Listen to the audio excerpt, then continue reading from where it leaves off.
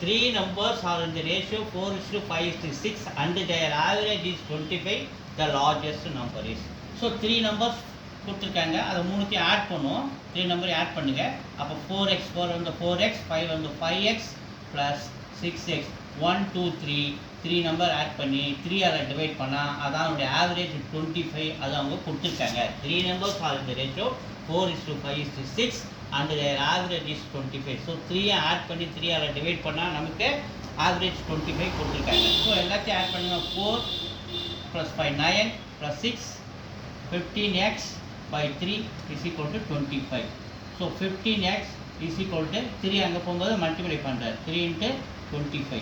15x is equal to multiply பண்ணால் 3 × 25 75. எக்ஸோட value 75. 15. So இந்த லைன் வரும்போது டிவைட் ஆகிறாரு 15 × 5 times x is equal to 5.